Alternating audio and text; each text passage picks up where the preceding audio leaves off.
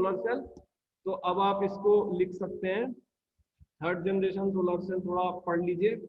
This new generation of solar cells are being made from variety of new materials besides silicon, including nanotubes. ये nanotube से भी बनते हैं, silicon wire, solar inks using conventional printing press technologies, organic dyes, and conductive plastics.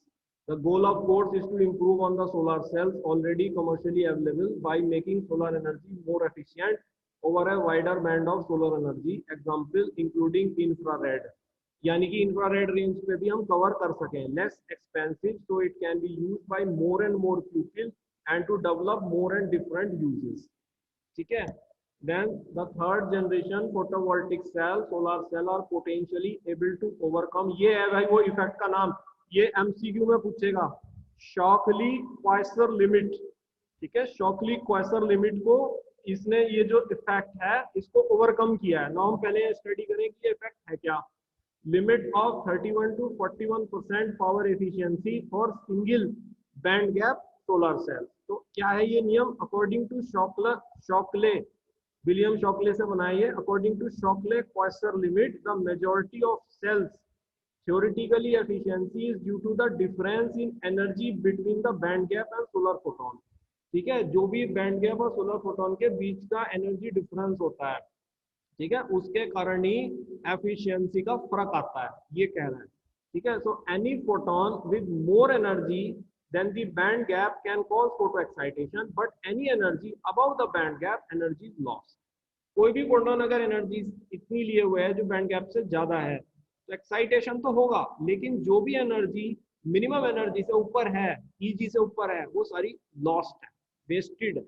ठीक है, so in a solar spectrum only a small portion of light reaching the ground is blue, but those photons have 3 times the energy of red light। जैसा आप जानते हैं blue colour का photon की energy ज्यादा होती है, 3 गुना ज्यादा होती है। तो silicon band gap is 1.1 electron volt, ये भी आप जानते हैं। About that of red light, इसका उतना होता है जितना लाल लाइट का है। अभी आपने पिछले वाले डायग्राम में देखा कि मैंने जर्मेनियम लिया हुआ है।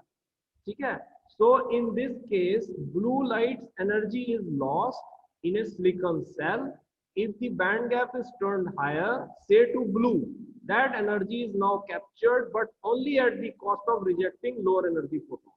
अगेन एक प्रॉब्लम क्या है कि अगर मैं बैंड गैप ब्लू का बना देता हूँ तो मेरे रेड और ग्रीन बेकार है मेरे लिए, तो मैं समस्या से परेशान हूँ कि ब्लू का बनाऊंगा तो परेशानी है, रेड का बनाता हूँ तो परेशानी। तो मैं ऐसा बनाता हूँ, लेयर से बनाता हूँ, ताकि photon layer by layer respond करते चले जाएं। That is the solution, how man has find a solution of this problem.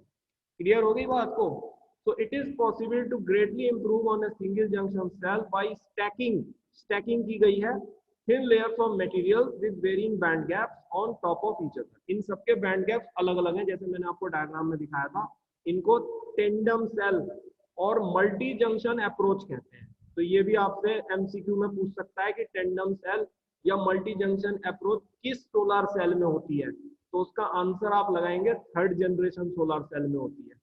ठीक है, तो traditional silicon preparation method do not lend themselves to this approach. Thin films of amorphous silicon have been employed। Most tandem cell structures are based on higher performance semiconductors, notably gallium arsenide। 3-layer gallium arsenide cells achieve 41.6% efficiency for experimental design। The third generation solar cells include changing the frequencies of light that the cell cannot use to light frequencies that the cells can use, thus producing more power। Hot carrier effects and other multiple carrier ejection techniques. जो frequency हम नहीं use कर सकते थे उनको हमने use कर लिया ताकि ज्यादा पावर बना सके। तो ये एक उदाहरण है कुछ थर्ड जनरेशन सोलर सेल के, इनको आप याद रखिए। Copper zinc tin sulphide solar cell होते हैं, डाई सेंसिटाइज्ड सोलर सेल होते हैं, ऑर्गेनिक सोलर सेल होते हैं, परवोस्काइट, ये परवोस्काइट नैनो टेक्नोलॉजी से आए हैं, परवोस्काइट सोलर सेल होते हैं, क्वांटम डॉट भी नैनो टेक्नोलॉजी से आया है, क्वांटम डॉट सोलर सेल होते हैं। तो जो नैनो टेक्नोलॉजी है हमारी, जो कभी बीटेक फर्स्ट ईयर में फिजिक्स में हुआ करती थी, right, that is now used in making the solar cell. Clear है? तो ये बेटे आपको एक बार अच्छे से पढ़ना होगा क्योंकि एमसीक्यू के लिए छोटे छोटे पॉइंट्स निकलेंगे इसमें। आपको पूरा रट्टा नहीं मारना, आपको सिर्फ ये देखना है कि देखो इस शब्द को क्या कहते हैं, टेंडम सेल, इसे क्या कहते हैं, मल्टी जंक्शन। ठीक है, यहाँ पकड़ो एफिशिएंसी 41, कोई डाटा दिया है और नंबर को पकड़ो कितना होता है, 41.6%। ठीक है, ये कौन से पदार्थ हैं, गैलियम आर्सेनाइड, कैसे हैं, एमोर्फस, एमोर्फस सिलिकन। ठीक है, कौन कौन से होते हैं ये देखो, इस तरह याद कर लो, तो इतने से आपने मुश्किल से 3 लाइन में सारा कर दिया। तो ऐसे आप दो दो तीन तीन लाइन बनाओ पर पेज। यस। अच्छा, ठीक है।